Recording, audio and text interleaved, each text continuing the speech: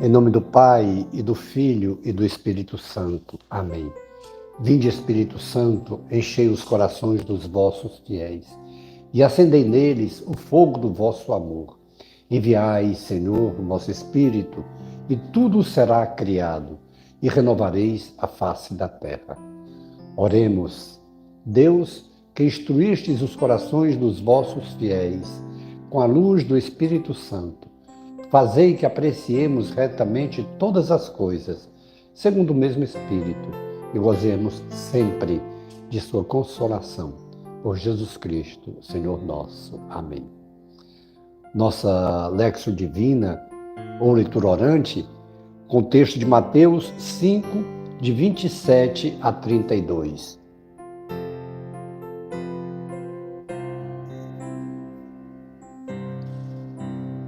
Jesus disse: Ouvistes o que foi dito, não cometerás adultério.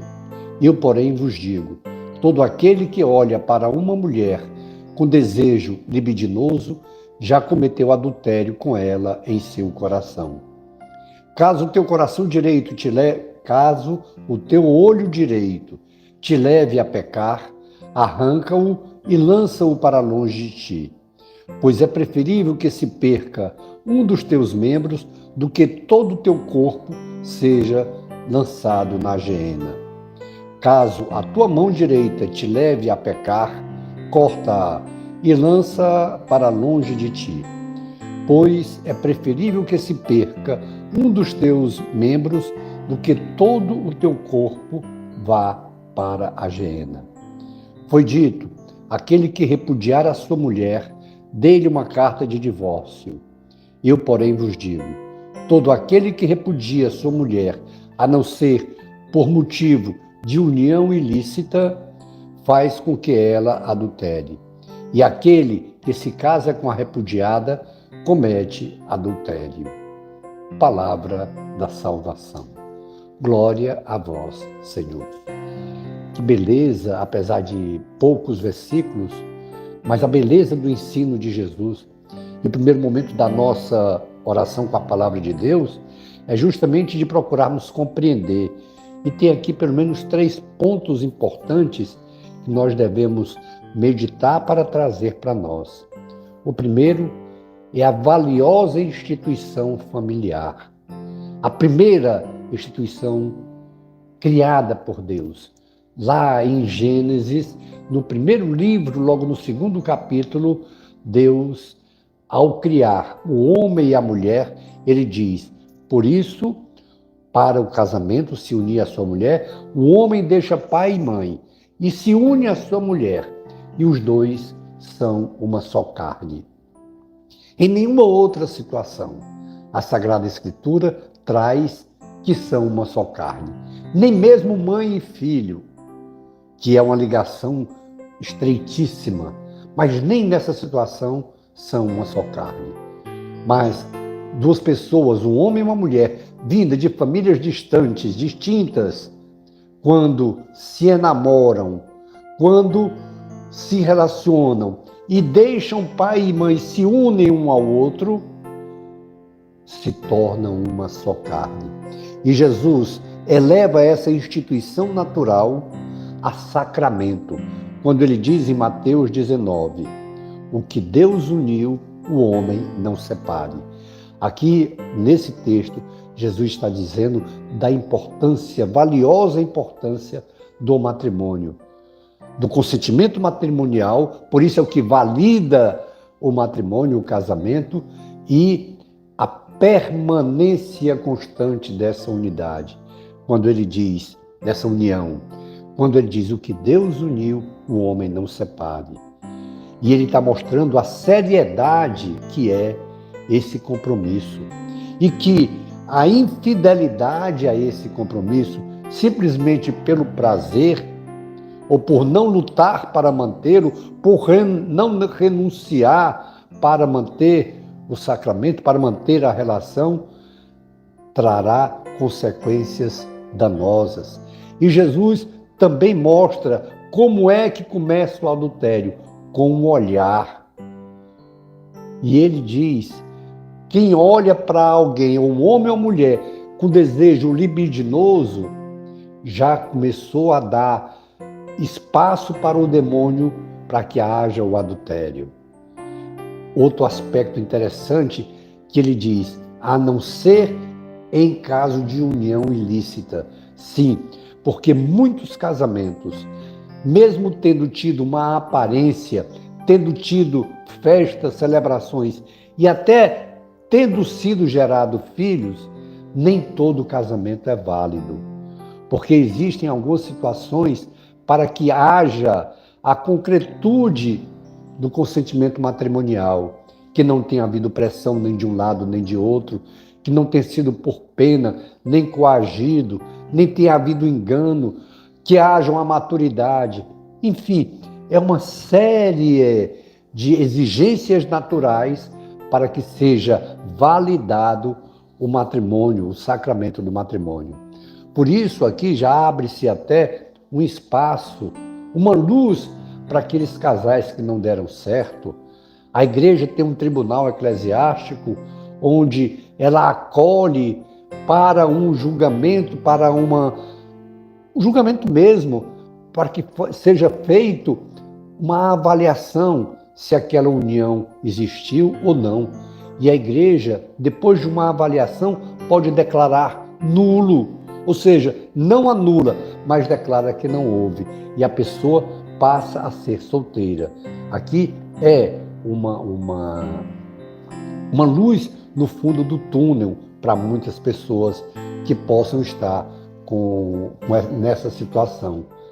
Portanto, nós, já trazendo para nós no segundo momento, nós precisamos ver, porque o terceiro aspecto aqui é de um sofrimento eterno, quando haja adultério.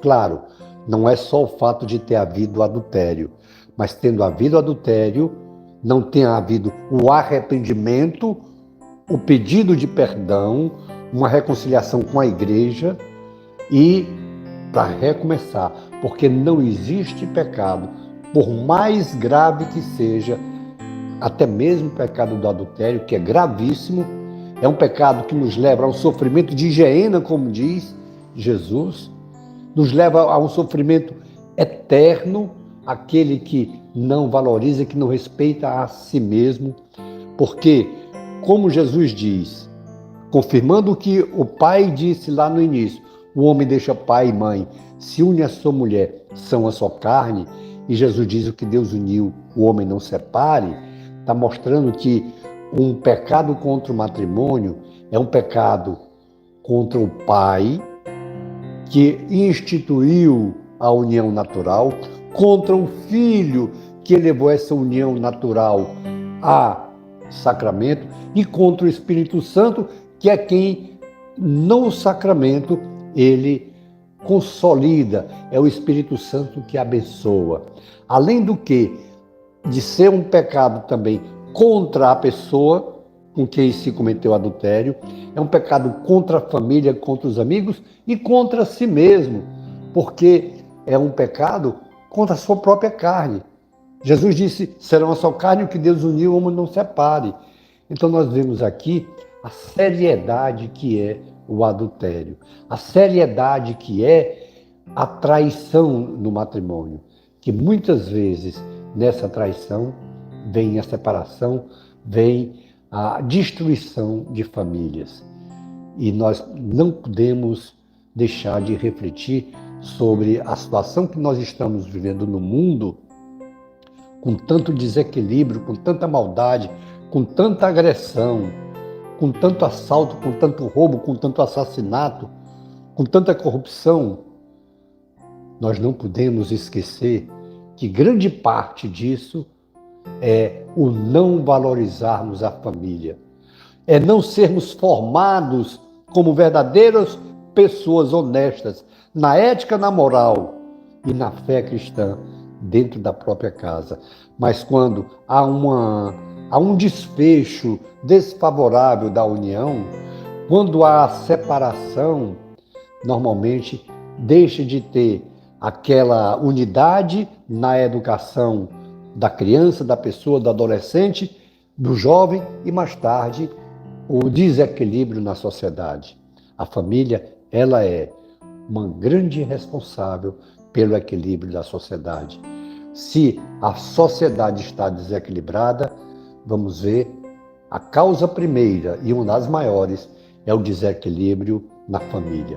Por isso que Jesus fala, aí mais uma vez a gente pega o texto, tome a sua cruz a cada dia, também no matrimônio, também no relacionamento conjugal, a cruz diária de suportar de aguentar, mas de suportar de ser suporte um ao outro. Aquele fato de que, tomando a cruz diária, nos lembra o rema que o Senhor deu para nós, face de Cristo, com o suor do teu rosto. Sim, é com o suor do nosso rosto que nós nos perdoamos, é com o suor do nosso rosto que nós educamos nossos filhos, que nós superamos as dificuldades, que nós nos perdoamos, que nós pedimos perdão. Mas não esqueçamos esses 3 pontos fundamentais da nossa leitura orante de hoje. O valor da família começa pelo matrimônio, a luta para não se deixar tentar, quando Jesus disse, com o olhar, até o olhar libidinoso já é o começo do adultério, e aquela luz do fundo do túnel, quantas pessoas que se separaram e vivem hoje até numa segunda união e se conflitam, mas por quê? Por que não procuram a igreja? Na nossa comunidade mesmo, nós podemos orientar, dar passos concretos para uma análise, para saber se aquele casamento é válido ou não. E aí orientar para entrar no tribunal eclesiástico para um pedido de nulidade e acolher a graça de Deus. E hoje está muito rápido, muito mais rápido do que antes e com uma única instância. E ainda não esqueçamos que o pecado, o adultério, o pecado contra a família é um pecado gravíssimo e que hoje o Senhor Jesus vem dizendo, quando ele diz, arranca o teu olho, arranca a mão, arranca o pé, claro que isso é figurativo para nos mostrar que é com o suor do rosto, com muito esforço, que a gente faz, porque a tentação é grande para não cair. E se cairmos, busquemos um sacerdote, peçamos perdão e nos comprometamos com toda a força, com o suor do nosso rosto, a não mais cairmos. O grande pecado não é nem cometer o pecado, é permanecer nele. Esse é o grande pecado. Um vacilo, uma queda, todos nós estamos sujeitos a isso. Agora, se por acaso tivermos em algum momento dado vacilo, Jesus nos alerta hoje, não olhe, não toque, para não cair na tentação. Mas ainda se tivermos caído, a misericórdia de Deus é maior do que a nossa falta. Confiemos nisso. Terceiro momento da nossa oração é quando nós nos comprometemos com o Senhor a lutar com o suor do nosso rosto para restaurar qualquer situação que tenha acontecido ou para lutar para não cair. Faça o seu compromisso agora, logo depois que nós pedirmos a bênção de Deus, e em seguida contemple a ação de Deus na sua vida. Glória ao Pai, ao Filho e ao Espírito Santo, como era no princípio, agora e sempre. Amém.